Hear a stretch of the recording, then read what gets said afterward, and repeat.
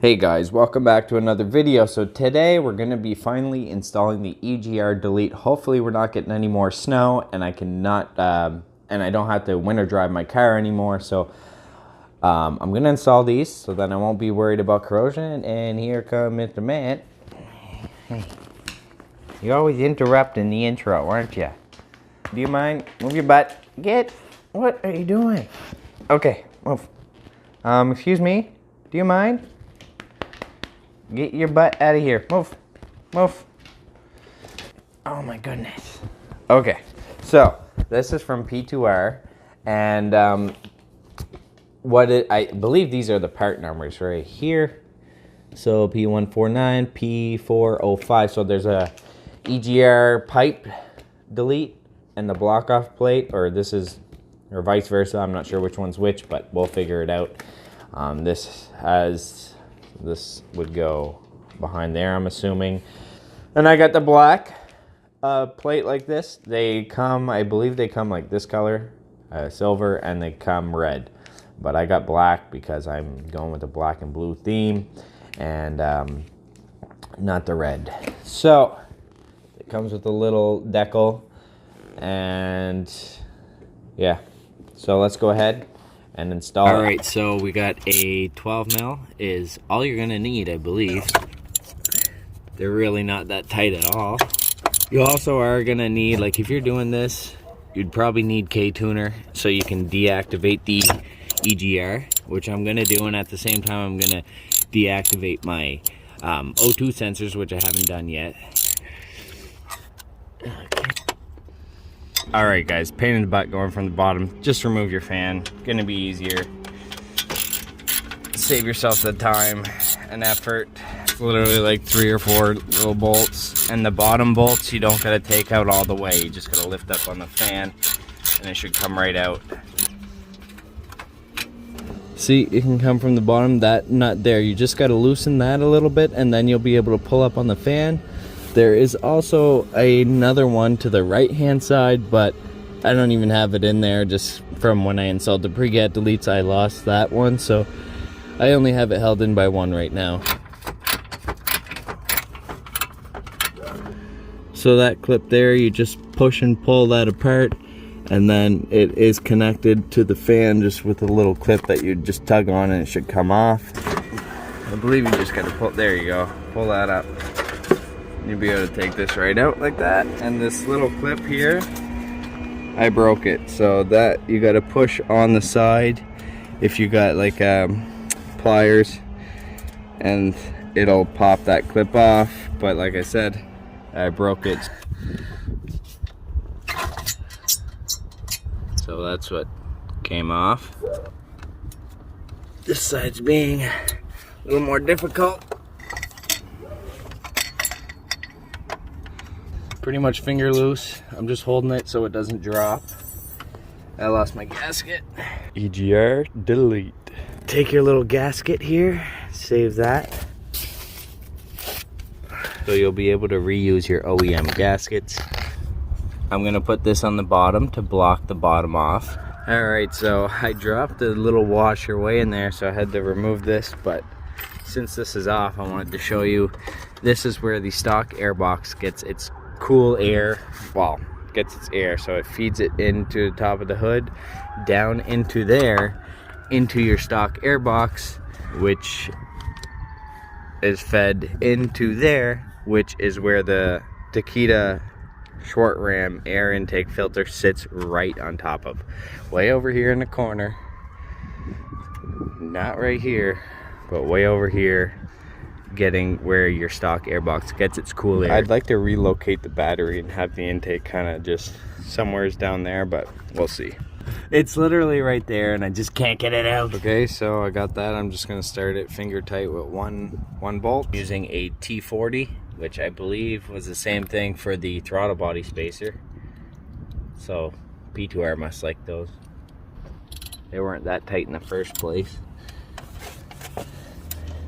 This is very loose in there for some reason. Okay, so you gotta reuse your OEM bolts. EGR delete, 12 mil. Just put your OEM bolts back in. 2. Okay. So I put the original gasket back on. So I don't know, it's just like I feel like these washers are very just like there's not much room there. So I feel like, I don't know, I feel like these washers should be a lot bigger, but anyways.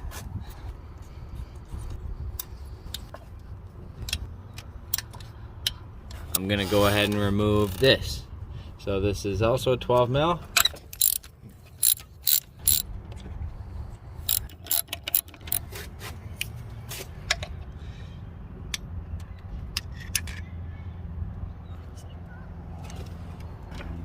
Oh, this definitely got some weight to it. This is a couple pounds for sure.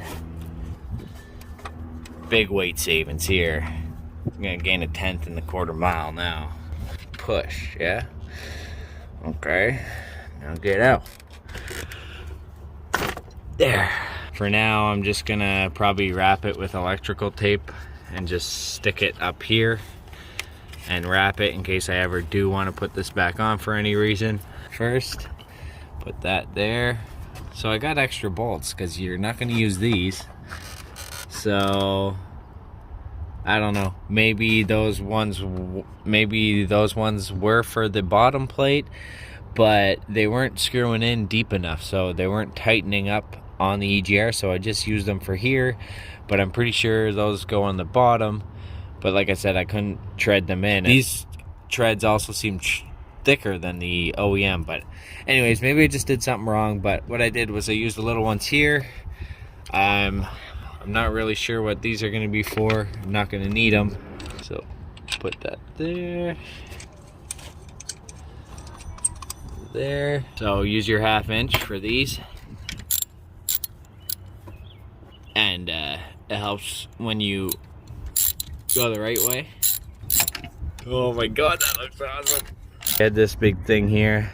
Looks a lot cleaner now. No pipe there. Looks way better. Okay, so after I downloaded and went through all the steps, you've updated your software. Must sync your account by hitting the update in the account window. Okay, yeah.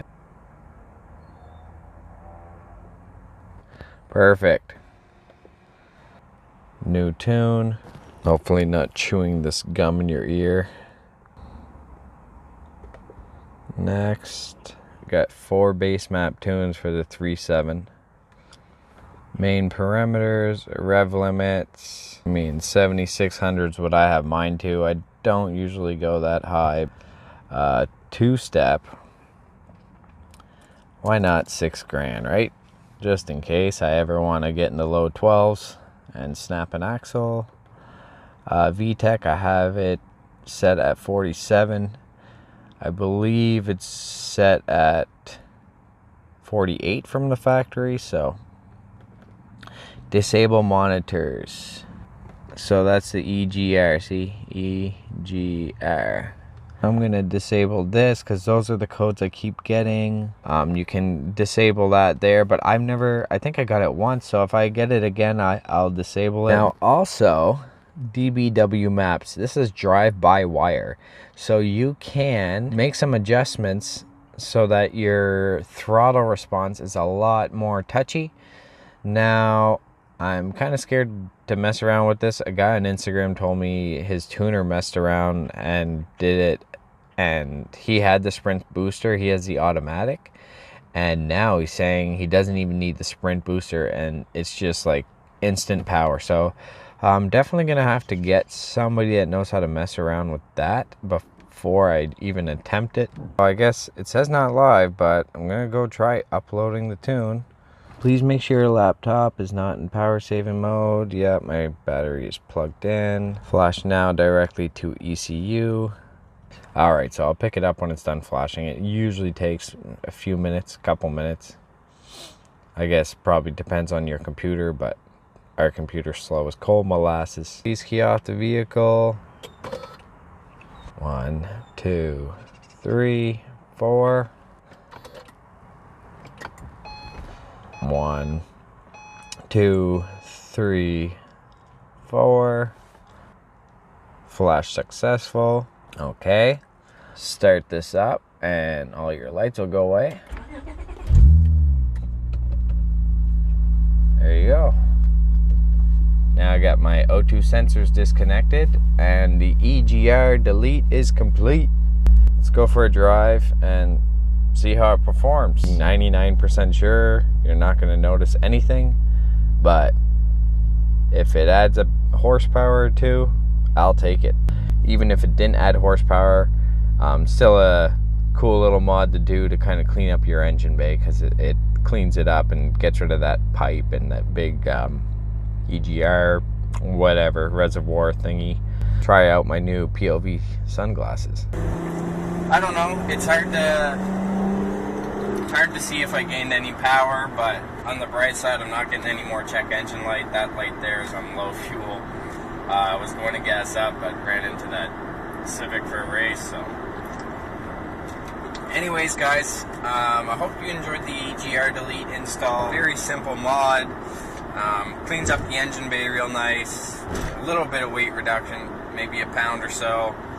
No big deal, obviously, but hey, if you're obese and you lose a couple pounds, you're going to be happy, right? Same thing with the TL. They're obese, so when they lose a couple pounds, it doesn't hurt. That's it for this video. Hope you enjoyed it. If you did, hit that like button. Feel free to comment, share, subscribe, and I'll see you next time. Thanks. Bye.